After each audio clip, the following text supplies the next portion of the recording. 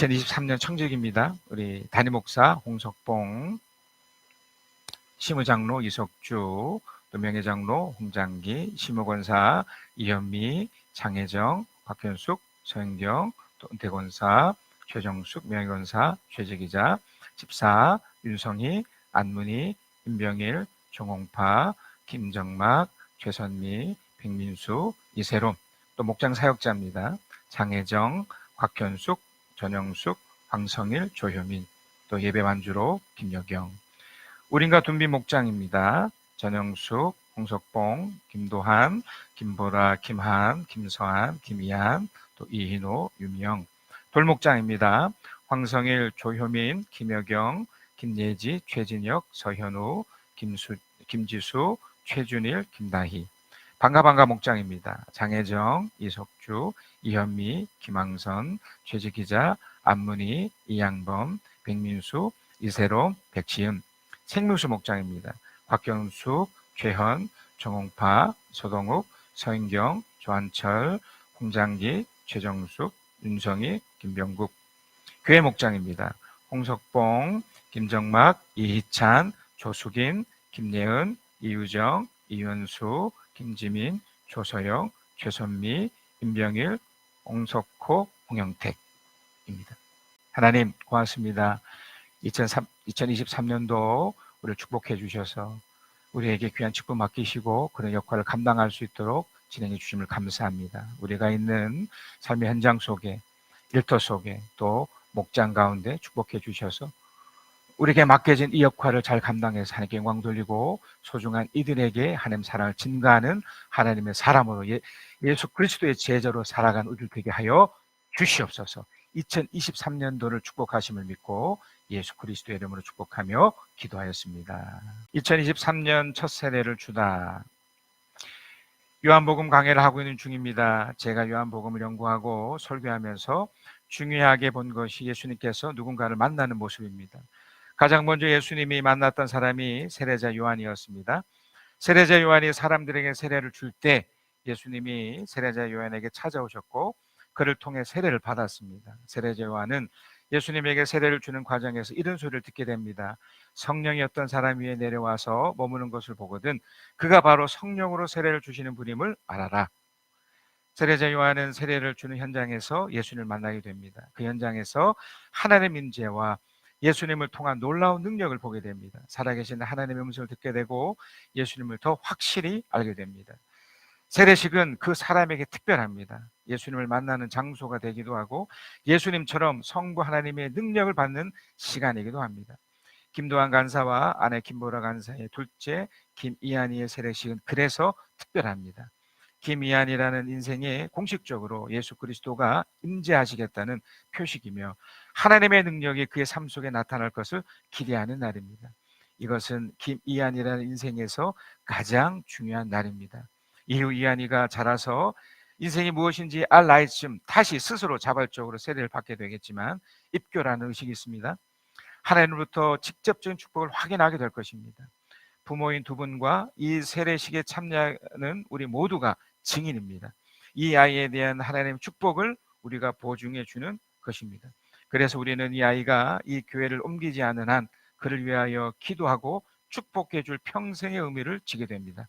매주일마다 우리도 그랬던 것처럼 이 아이가 영적인 생애를 확인하고 하나님 축복을 확인하게 될 것입니다. 우리가 살아가는 삶의 현장에서 하나님 임재를 경험합니다. 하나님의 음성을 듣기도 하고 예수님의 손길을 느끼기도 합니다. 하나님의 임재의 시작은 물론 세례식 이전에도 하나님 임재가 있었지만 공식적으로 우리가 가졌던 세례를 받았을 때부터입니다. 매주일마다 그날을 기억하고 기념합니다. 예수님도 세례를 받으신 후 당신의 사역을 시작하셨듯이 우리도 세례를 받고 난 후 하나님 시간 속에 나의 삶을 살아가고 있습니다. 내가 하나님으로부터 세례를 받았다는 것을 잊지 마십시다. 오늘 세례 받을 김이한이를 축복하십시다. 반갑습니다. 저는 하한이, 이한이, 서한이 아빠 김도한 간사입니다. 네. 예. 이렇게 세례식에 이렇게 간증을 할 수 있는 거는 처음 본 것 같습니다. 이한이를 위해 이한이에 대해서 이렇게 깊이 고민해보고 또 생각할 수 있는 시간이 있어서 저에게도 정말 감사한 시간이었던 것 같습니다. 다시 한번 이 흔치 않은 기회를 주셔서 정말 감사드립니다. 저는 결혼을 할 때 아내하고 약속을 했었습니다. 무슨 약속이었냐면 아이는 주시는 대로 낳자.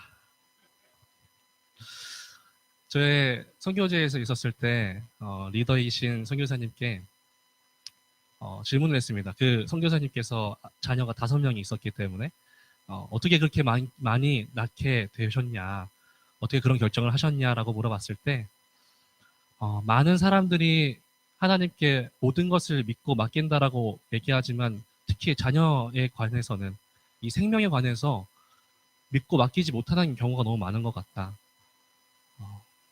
이 영역만큼은 그렇게 하지 못하는 경우가 너무 많은데 자신들은 그 영역까지도 그 생명의 주관자 되신 하나님께 모든 것을 맡기는 마음으로 생명을 계획하지 않고 낳게 되었다. 많은 사람들이 몇 명을 낳을지 언제 낳을지를 다 계획할 때 우리는 주시는 대로 낳자. 이때부터 결정하게 된 것 같습니다. 저는 특별히 소망이 있었던 것 같습니다. 저는 어렸을 때부터 아이들을 많이 좋아했고 교회에 이렇게 오면은 저는 예배당보다 잠옷을 더 먼저 가서 아이들부터 봤던 것 같아요. 네.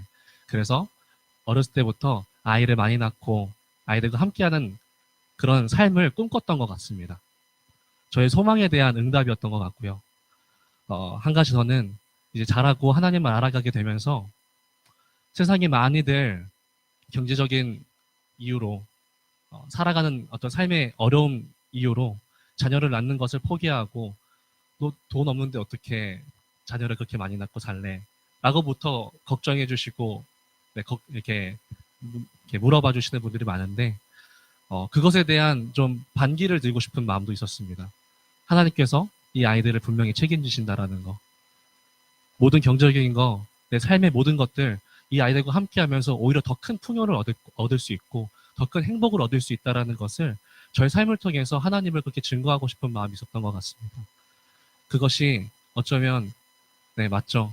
하나님께 그것이 영광되는 삶이라고 하나님을 드러내는 삶이라고 믿었기 때문에 그렇게 생각하고 결정했던 것 같습니다. 하나님은 저의 그런 소망에 하한이와 이한이와 서한이를 허락해 주셨습니다. 너무나도 감사드립니다. 이한이를 하한이를 낳고 나서 조금 있다가 낳게 된 것 같아요. 한 30개월 정도의 시간이 걸렸고 주시는 대로 낳고 자연스럽게 낳겠다고 했는데 생각보다 둘째가 빨리 안 생겼어요. 그러다가 아내가 비자의 이유로 저희는 코로나 때문에 한국에 와 있고 아내만 중국으로 다시 돌아가야 되는 6개월간 돌아가야 되는 일이 생겼습니다. 근데 중국으로 들어가기 한 달 전에 이한이가 임신이 된 걸 알았어요.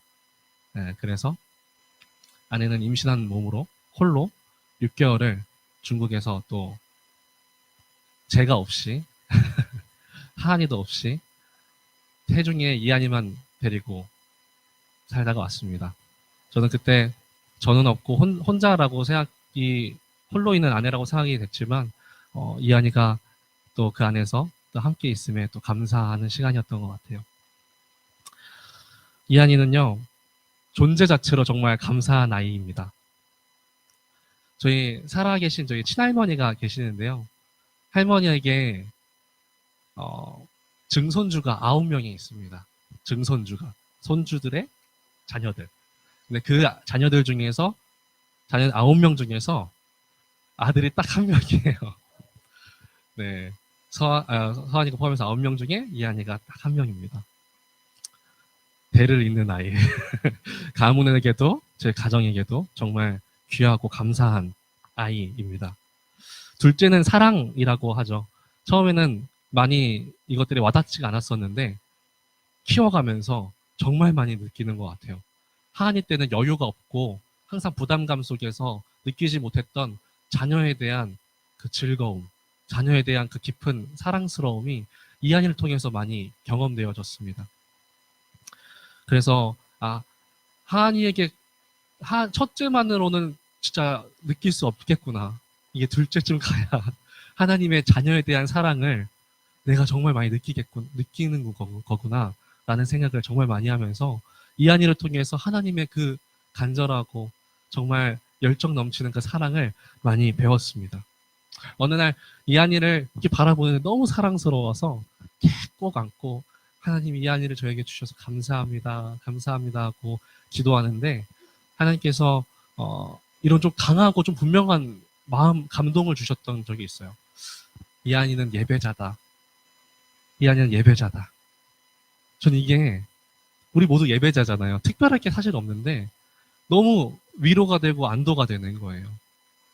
내가 연약해져도 이한이가 잠시 탈선을 할지라도 하나님께서 이 아이를 예배자로 부르셨구나. 하나님께서 이 아이의 길을 인도하시겠구나. 라는 것 때문에 저는 정말 위로와 안도감을 느꼈었습니다. 그래서 이한이를 생각하면서 예배자란, 참 예배자란 하나님을 정말 사랑하는 사람, 하나님의 그 사랑과 은혜를 경험할 뿐만 아니라 그 경험을 잊지 않고 반응하는 사람이라는 생각이 들었습니다. 정말 아름다운 부르심이구나. 우리 모두 예배자지만 이 부르심이 너무 특별하게 느껴졌습니다. 오늘은 세례식입니다. 세례에 대해서 고민하면서 말씀을 보았습니다. 로마서 6장 4절 말씀에 그러므로 우리가 그의 죽으심과 합하여 세례를 받음으로 그와 함께 장사되었나니 이는 아버지의 영광으로 말미암아 그리스도를 죽은 자 가운데서 살리심 같이 우리도 또한 새 생명 가운데서 행하게 하려 함이라. 아멘. 네. 세례는 옛 자아가 죽고 새 생명으로 거듭나는 그런 과정이고 그런 결정의 시간입니다. 우리 아직 결정하지 못하는 이한이가 세례를 받는 것이 어떤 의미일까를 많이 고민해 봤습니다. 그러다가 최근에 본 말씀 중에 고린도 후서 4장 10절 말씀에 우리가 항상 예수의 죽음을 몸에 짊어짐은 예수의 생명이 또한 우리 몸에 나타나게 하려 함이라. 세례를 받은 사람들이 그 받을 당시에만 죽으심과 새 생명을 경험하는 것이 아니라 항상 우리가 태어날 때부터 이 세례를 받는 이 순간부터 그리고 죽을 때까지 항상 예수의 죽음을 짊어지고 예수의 생명이 온몸에 나타나도록 사는 것입니다. 이한이가 비록 어리지만 이한이의 모든 삶의 세례의 의미가 가득했으면 좋겠습니다. 그래서 무엇보다 부모인 저희가 이 말씀대로 매일 항상 세례의 의미를 되새기면서 그리스도의 죽음을 짊어지며 새 생명으로 살아가는 그 삶을 이완이와 함께 살아가는 것부터 이 세례의 의미를 우리가 가져갔으면 좋겠다라고 생각했습니다. 이 기쁘고 영광된 날에 이한이의 세례를 함께 해주시는 모든 성도님들 이와 같이 기도해 주시기 바랍니다. 저희 가정이 부족하고 연약할지라도 이한이와 하한이와 서한이와 함께하는 매일의 삶 가운데 예수 그리스도의 죽음을 체험하고 그 가운데 예수 그리스도의 생명, 사랑과 은혜가 가득히 우리 몸에 나타나는 그 삶을 살아갈 수 있도록 함께 부탁드립니다. 기도 부탁드립니다. 감사합니다. 요한복음 2장 17절에서 22절입니다. 우리 한 목소리 함께 읽겠습니다. 시작. 제자들은 주님의 집을 생각하는 열정이 나를 삼킬 것이다 하고 기록한 성경 말씀을 기억하였다. 유대 사람들이 예수께 물었다. 당신이 이런 일을 하다니 무슨 표징을 우리에게 보여주겠소? 예수께서 그들에게 말씀하셨다. 이 성전을 허물어라. 그러면 내가 사흘 만에 다시 세우겠다. 그러자 유대 사람들이 말하였다. 이 성전을 짓는 데에 46해나 걸렸는데 이것을 사흘 만에 세우겠다고요? 그러나 예수께서 성전이라고 하신 것은 자기 몸을 두고 하신 말씀이었다. 제자들은 예수께서 죽은 사람들 가운데서 살아나신 뒤에야 그가 말씀하신 것을 기억하고서 성경 말씀과 예수께서 하신 말씀을 믿게 되었다. 예수 그리스도를 만난 사람들이 특성이 있습니다. 우리 모두가 다 예수 그리스도를 만난 경험들이 있으시잖아요. 성경에 보면 특히 이제 요한복음에 보면 이제 이분들의 특성이 있는데 이런 거죠. 먼저는 이렇습니다. 사람을 처음 만날 때 우리는 불특정 다수를 사실 만나는 게 아니잖아요. 우리가 길을 걷거나 뭐 버스를 타거나 그럴 때 여러 사람을 이렇게 보게 될 때 그런 분들은 그저 이제 스쳐 지나가는 사람들이죠. 일부러 뭐 아는 척을 하지 않는 이상 뭐 알 수 없는 거지 않습니까? 그냥 그렇기 때문에 거기에는 먼저 뭐가 하나 전제되냐면 어떤 소개가 있을 때 만남이 되는 거예요. 그러니까 내가 만나게 될 때 그 만남은 누군가의 소개가 먼저 있었다는 전제가 있는 거죠. 그래서 그 만나는 사람이 먼저 그 소개해 준 그 사람을 먼저 신뢰해서 만나볼래? 그러면 그 사람을 또 만나보게 되는 이런 경우잖아요. 세례자 요한이 그런 케이스죠. 아까 우리 이제 세례식도 했지만 이 세례는 아주 특별한 의식인데 예수님이 세례자 요한의 세례할 때 그 예수님 그 찾아오셨죠. 그래서 그곳에서 만나게 됩니다. 직접적으로. 그러면 세례자 요한을 소개해 준 그 전에 누군가 있었죠. 그건 바로 성부 하나님이었죠. 이제 세례자 요한은 그 전부터 아마 하나님부터 직접 이제 그 음성을 듣고 찾아올 것이니 네가 세를 베풀게 되고 그분이 바로 예수 그리스도다. 예수 그리스도다. 이렇게 된 거예요.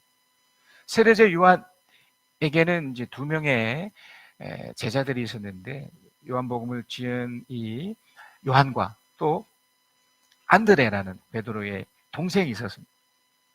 이 세례자 요한이 예수를 소개합니다. 이제 그 다음날 예수님이 지나가는 걸 보고 소개하죠. 그리고 그 두 사람이 그 소개를 받고 예수를 만나게 됩니다. 그래서 예수를 경험하게 돼요. 또 이후에 빌립도 마찬가지입니다. 빌립도 아마 안드레를 통해서 소개를 받았던지 그랬을 거예요. 예수님이 직접 가서 만나 주시기도 했지만 대부분 누군가 소개했는데 그걸 만나서 어떻게 됐을까요? 또 나다니엘을 만납니다. 이 나다니엘이 이제 예수님을 소개하는 것 때문에 그걸 만나서 예수님을 이제 경험하게 돼요. 그래서 이 사람들이 다 이런 소개를 받아서 이제 예수님을 이제 만나게 되는데 이제 어떤 특성을 갖게 되냐면 첫 번째는요. 예수님을 통해 매력을 경험해요. 매력. 그 매력이라는 것은 사람의 마음을 끌어당기는 어떤 특별한 힘이잖아요. 그걸 이 예수를 만난 사람들이 다 경험을 한 거죠. 그 증거가 다 이 예수를 통해서 누군가를 소개할 정도가 되니까요.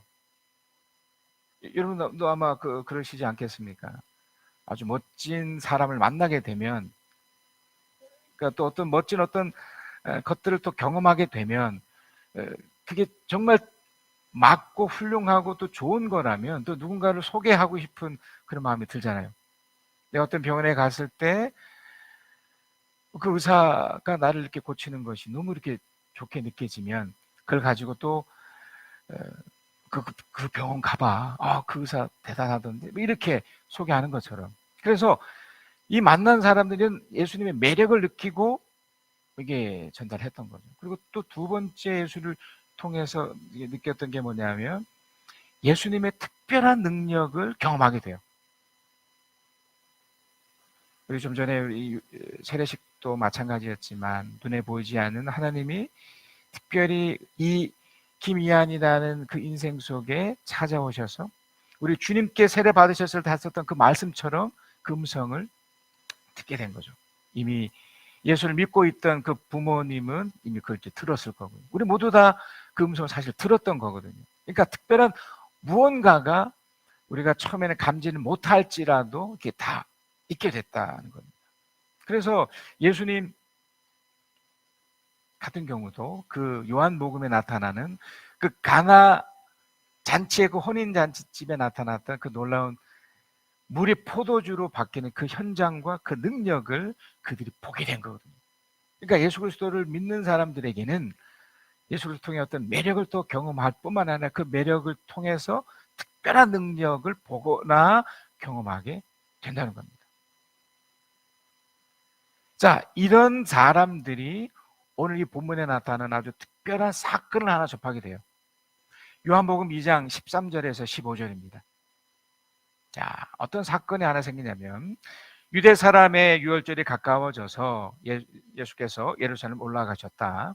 그는 성전뜰에서 소와 양과 비둘기를 파는 사람들과 돈 바꿔주는 사람들이 앉아있는 것을 보시고 노끈으로 채찍을 만들어 양과 소와 함께 그들을 모두 성전으로 내쫓으시며 돈 바꿔주는 사람들의 돈을 쏟아버리시고 상을 둘러 엎으셨다. 비둘기 파는 사람들에게는 이것을 걷어 치워라. 내 아버지 집을 장사하는 집으로 만들지 말아라 하고 말씀하셨다. 예수님께 매력을 느끼고 또 예수님의 특별한 능력을 경험했던 사람들이 지금 뭘 보고 있느냐면 예수님이 대단히 화가 나서 성전에서 뭔가 이렇게 이상한 행동을 하는 걸 보게 돼요. 아무도 이렇게 하는 사람이 없었거든요.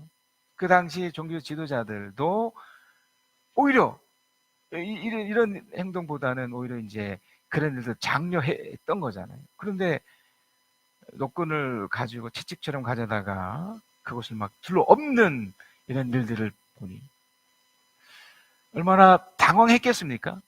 그 자리에 있던 사람들 당황했을 거고 예수를 믿고 있는 사람들, 그 제자들 역시도 굉장히 당황하고 놀랐을 거라는 거죠.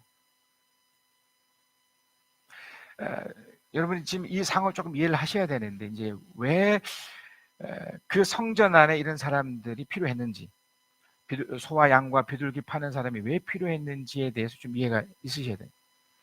그 당시에 예루살렘은 성전이라고 해서 물론 뭐 무너지고 다시 세워지고 뭐 그렇게 하기도 해서 헤롯이 만든 성전이었는데 그 성전의 역할이 뭐냐면 하나님께 예배하는 곳입니다.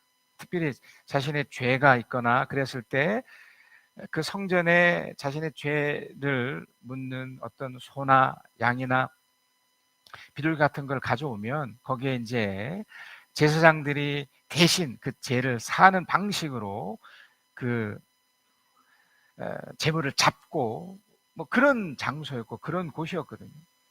자, 그런데 그 당시에 이제 예루살렘에 있는 사람뿐만 아니라 유월절이라고 해서 원근 각처에 있는 사람들이 다 모이게 돼요.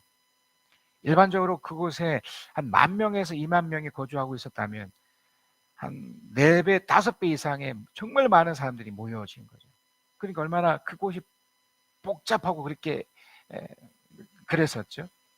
그러니까 무슨 재물을 가져오기도 버거웠을 거고 또 가지고 왔다 하더라도 그걸 뭐 다루고 하는 게 너무 이제 시끄럽고 막 그랬을 거예요. 그래서 이제 제사장들 입장에서 이제 이것을 좀 더 편리하게, 좀 유효하게 이렇게 만들자. 그래서 아마 그냥 당신들 그냥 오고 이곳에서 돈으로 사서 이렇게 했으면 좋겠다. 이렇게 해서 이게 관행처럼 이렇게 쭉 이끌어진 거죠. 근데 이렇게 하다 보니 무엇이 이렇게 놓쳐졌을까요? 그러니까 정말 우리가 이제 예배할 때도 마찬가지지만 어떤 진정성이 놓쳤던 거죠. 그러니까 사고 파는, 여기도 이제 우리 주님이 그런 표현했지만 장사하는 모습이 된 거예요. 우리가 예배를 할 때 가져야 될 가장 중요한 태도가 무엇이겠습니까? 그 안에 담겨 있는 진정성이거든요. 하나님의 은혜에 대한 감사, 하나님의 은혜에 대한 어떤 그 마음에 담겨 있는 어떤 정성과 같은 어떤 그런 모습이거든요. 그러니까 그 당시에 그게 없어진 거죠. 어떻게 보면 행위만 남은 거죠. 그러니까 예수님이 그 모습이 싫었던 거예요. 우리 인간이 우리도 그렇잖아요. 저도 우리 부모님이 농산물 시장에서 이렇게 청소하는 일을 지금도 하고 계시는데 우리 부모님을 통해서도 또 제가 직접 이렇게 모셔다 드리고 모시고 오면서 보면 정말 많은 사람들이 그곳에 와서 이렇게 사고판을 보게 되는데 거기에 느끼는 게 뭐냐면 무질서하고 그 물건을 사겠다고 뭐 정말 장사하는 곳에서만 느낄 수 있는, 물론 활기가 있고 뭔가 그런 모습도 있겠지만 굉장히 무질서하고 오직 그 자기 물건을 사기 위한 어떤 그런 나쁜 모습들이 더 이렇게 드러나거든요.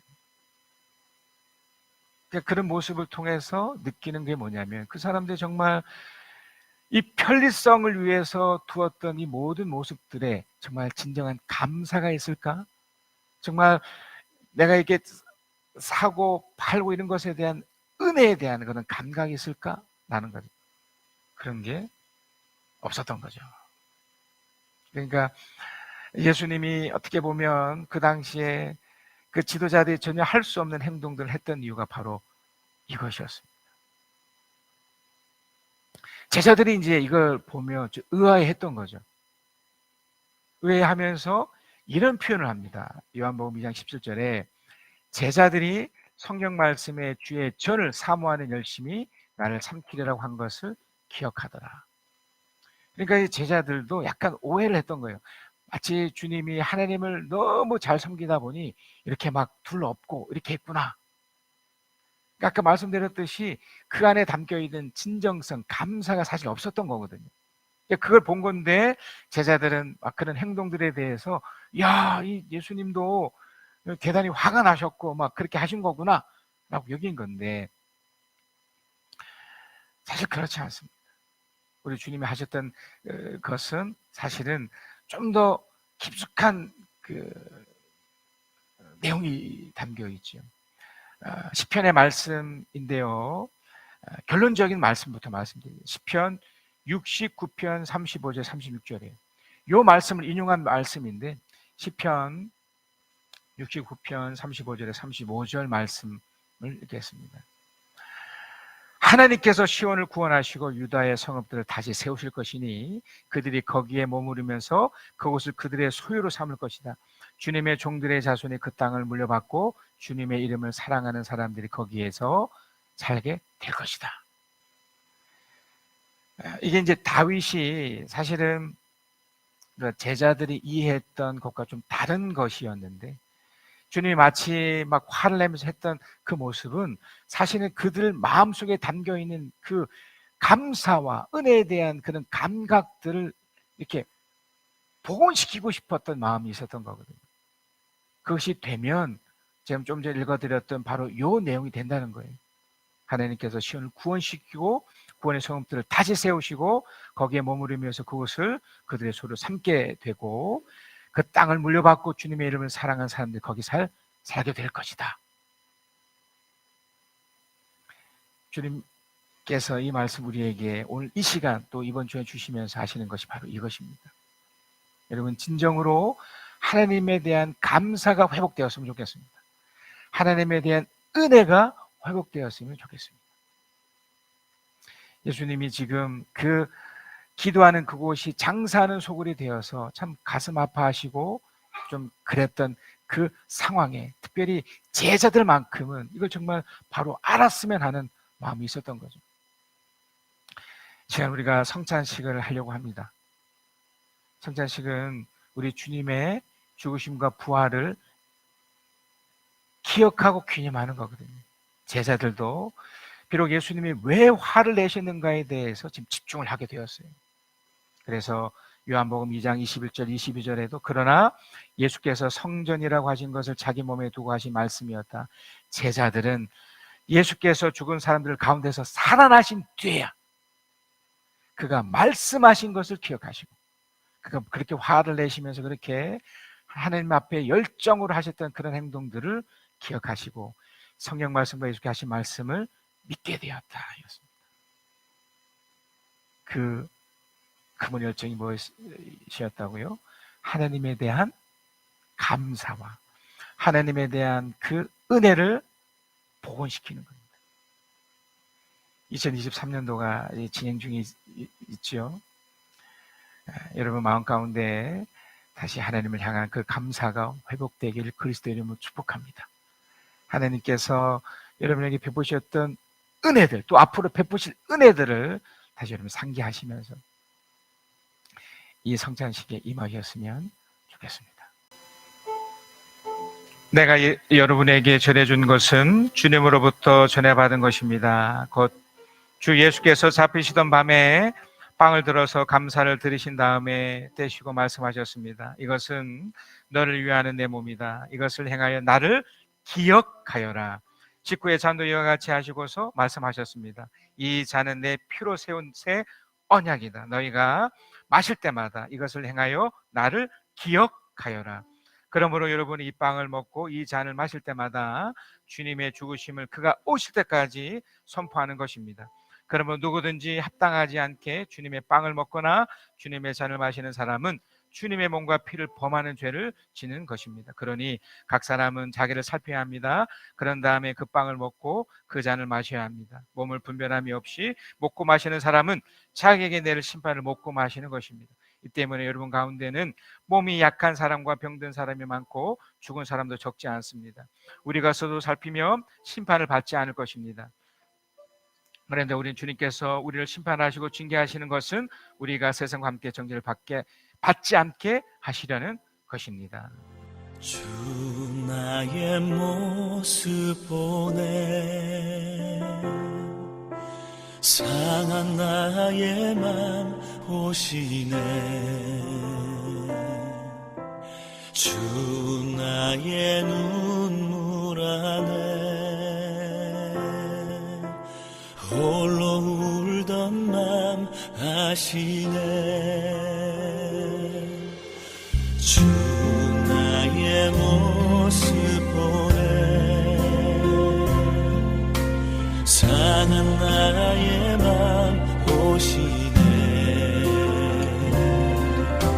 주 나의 눈물 안에 홀로 울던 맘 아시네 세상 소망 다 사라져가도 주의 사랑은 끝이 없으니 살아가는 이 모든 순간이 주 은혜임을 나는 믿네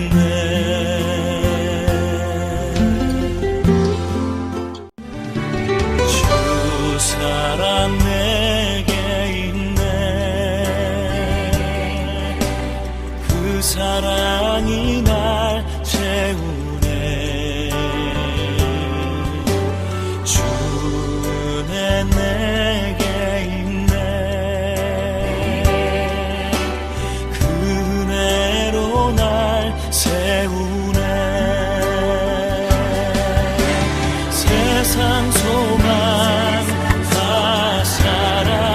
사라져가도 주의 사랑은 끝이 없으니 살아가는 이 모든 순간이 주 은혜임을 나는 믿네 세상 소망 다 사라져가도 주의 사랑은 끝이 없으니 살아가는 이 모든 순간이 주 은혜임을 나는 믿네 하나님 우리를 축복해 주셔서 고맙습니다. 주님이 우리에게 진정 뭘 원하시는지 특별히 이 땅을 살면서 하나님께 감사와 또 주신 은혜를 기억하고 기념하는 우리 모두가 되도록 축복해 주시옵소서. 지금은 우리 주 예수 그리스도의 은혜와 아버지 하나님의 크신 사랑하심과 우리 주 성령 하나님의 위로하신 교통하심 함께 하심이 주의 말씀을 듣고 깨닫고 또 그 말씀대로 살기 원하며 또한 오늘 유아세를 받은 이한이와 또 소중한 우리 가족들 모두에게 지금 영혼까지 함께 계실지어다.